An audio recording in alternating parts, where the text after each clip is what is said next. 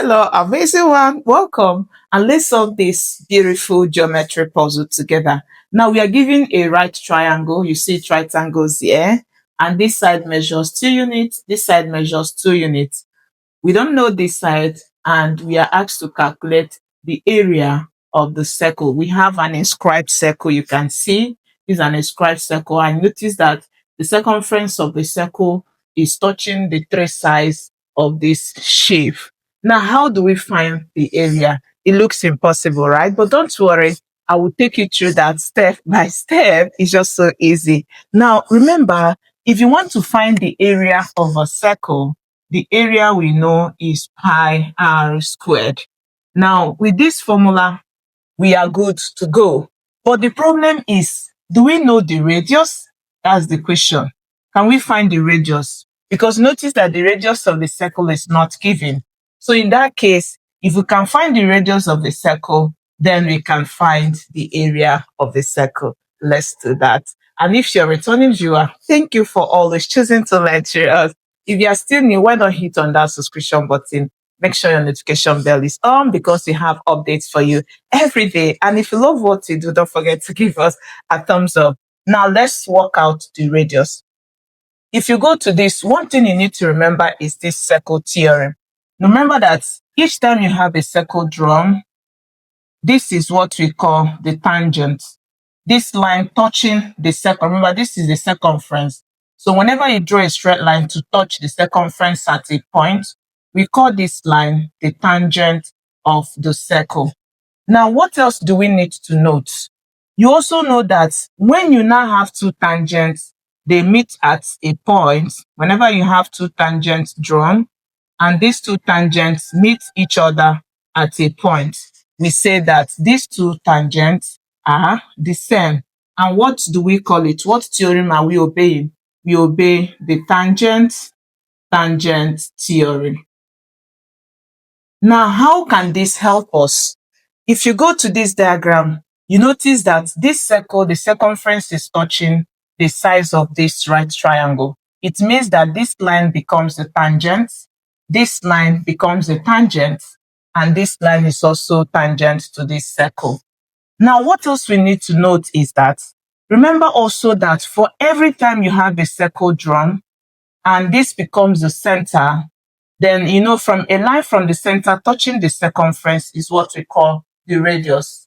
And you also know that if this radius comes in contact with the tangent, remember this line is what we call the tangent. If this line comes in contact with the radius, it always makes angle 90. Now, what it means is that if we go to this, remember the theorem we obeyed here is tangent and radius theorem. Now, how can these two theorems help us? Let's go back. You remember that this is the center of the circle. Now, we can make as many radii as possible, but there are these special ones that will help us in this question. Let's figure them out. Now, if we draw a line from this center to touch this part, just watch. You see that this is our radius because from the center touching this becomes our radius. Now, what else do we need? Remember, this line also makes angle 90, obeying what we stated here. We can also form another radius. We can form from here to here, from here to here, from here to here, from here to here. But let's look at this special one. We can get another radius from here. Did you see that? Now, this is our radius, making angle 90 here. So from here to here is also radius. Now, what does it mean? You notice that this has formed a square because the remaining angle here is also 90. In that case, from here to here is equal from here to here. So if here is r, automatically this length is also r. So what does it mean? If from here to here is r and the total length is 2, we can find the remaining length. So let's adjust this. So the remaining length is going to give us 2 minus r. So that if I add the total length together, it's going to give me 2 units. Now, what else do we need to know? We go back to this diagram. From here to here is r. Automatically here is also r. So this length is also my radius. And what does it mean? From this end to this is 2. So if from here to here is r, the remaining length is going to be, so we can have the remaining length is going to give us 2 minus r. So then when you add the total length together, it also gives you back 2 units. Now, what do we do next? Now, let's go back to this theorem. You see that from this end to this end is the same as, we can make another radius, just watch. Did you see? So it also makes right angle. So from this to this is the same as from this to this. So let's take this part off. So if from here to here is 2 minus r, from this end down to this end, you know, they are the same, obeying what we have stated here. So this end will also be 2 minus r. Your reason is your tangent theorem. Now let's put another thing. Now go back, you see that from this end to this end, watch, should be equal with from here to here, obeying the same theorem. So what does it mean? It means that the length we have here should be equal with this length. Just watch. So this length that is 2 minus r should be equal with this, which is also 2 minus r. And what does it mean? It means that if you want to find this total length, it's going to be 2 minus r plus 2 minus r. So let's add it up. If you add 2 minus r plus 2 minus r, 2 add 2 gives you 4, and you have 4, add this, it gives you negative 2r. So the whole length here is going to give us 4 minus 2r. So that's what we have here. Now, can we get the whole length? You see that this whole length here is 2 units, and this whole length from what we have is also 2 units. So what do you think? It means that since we have known the 3 sides of this right triangle, we can quickly introduce our Pythagorean's theorem. So let's use Pythagorean's theorem to have. So if we bring out the right triangle, this is what we have. Remember, this total length is what we have here, which is 4 minus 2r. This length, we have it as 2 units, and this length is 2. So obeying Pythagorean's theorem, we know that the longest side, remember the longest side is the side opposite to where the angle 90 is made. So just square the longest side. So it's going to give us 4 minus 2r square it. It should be equal to the square of the 2 tails summed. So you square these 2 tails, you have 2 squared plus 2 squared. Now what do we do? Let's simplify. For this, just quickly remember that for every a minus b squared, it's always a squared minus 2ab plus b squared. Let's apply this algebraic identity here. So if you do that, this is going to give us, we now have 4 squared minus 2 times these 2. So we have this is equal to, then we have, still obeying this, we have plus, then square this, we have 2r squared.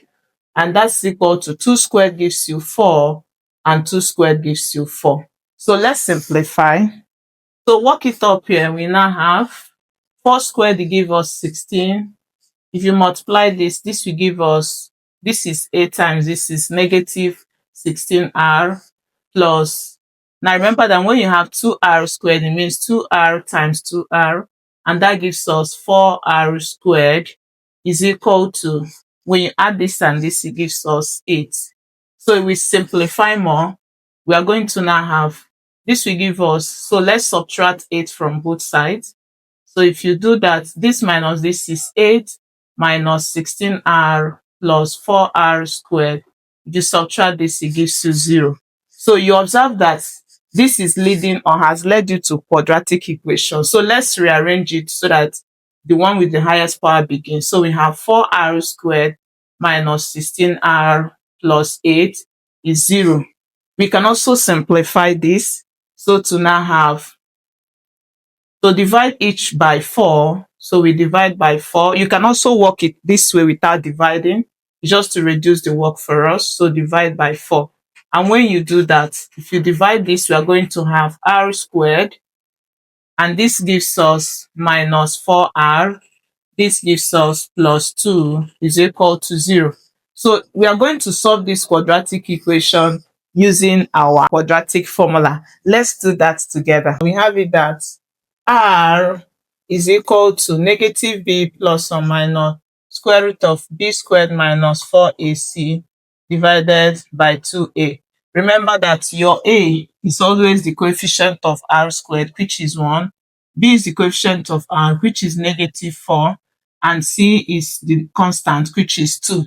So we plug this in the formula. We are going to have our r will be negative of our 4 is negative 4. So we have plus or minus square root of negative 4 squared minus 4 multiplying our a is 1 and our c is 2. So this is divided by 2 times 1. So keep simplifying. R will give us multiply, you have 4 plus or minus square root. This squared will give us 16. If you multiply this is negative 8 and is divided by 2. So what do? We have R will give us 4 plus or minus, subtract this, you have root 8 divided by 2. Now we can simplify this more. We know that when you have square root of 8, if you want to simplify, 2 here will give us 4, 2 here will give us 2, 2 will give us 1. So because it's square root, you have to pair. So pair this, take 1 out. This one has nothing to be paired with. In that case, it remains in the root. So it's going to give us, our radius will be 4 plus or minus 2, this 2, then put this in the root and is divided by 2. So let's keep simplifying. R will give us, use 2 to divide each. So we have 4 divided by 2 plus 2 root 2. This is plus or minus, so you divide by 2. And that gives us, radius will give us, divide this, it gives us 2, plus or minus, divide this, it gives us root 2. So this is what we have for the value of our radius. But we have to be careful. Remember that in the original diagram, this is what we have. And we are told that this length here measures 2 units. And you notice that the circle is drawn inside. And with this circle drawn, the radius of the circle from here to here is the same as what we have from here to this end. This and this are radius. So in that case, if the total length here is 2 units, when you measure it, the total length is 2. Do you think the radius should be bigger than 2? No. The radius should be smaller than 2 because the total length you have here is 2 units. Now, if you go to this radius you have, you notice that if we take our radius as 2 plus root 2, this is already 2. And when you add root 2 is 1 point. And when you add it to this, it's giving you approximately 3 points. And in that case, the radius is now bigger than the total length. So in that case, we are going to reject this radius. So it means that our radius being this is to be rejected because the value is greater than 2. So what it means is that we are going to accept our radius. So we have it that the radius we are accepting is 2 minus root 2. So this is what we have for our radius, because when you subtract this from 2, you're already having a value that is smaller than 2. So this gives us the valid value for the radius. Now that we have found the radius, let's now find the area of the circle to have. So to find the area of the circle, remember we said it's pi r squared. So in that case, we are going to now have our pi multiplied by our accepted radius is this. So we have 2 minus root 2, then you square it. We can simplify this to give us pi into, this will give us 2 squared minus 2 times, multiply this, then multiply this, then plus root 2 squared. So if you simplify that, you have pi into 2 squared is 4. You multiply this, it gives us negative 4 root 2. This square cancels the square root, we have plus 2. So if you simplify, you have pi into 4 add this gives you 6 minus 4 root 2.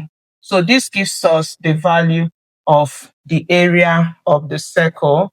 We are leaving this in. So this, remember, is square unit.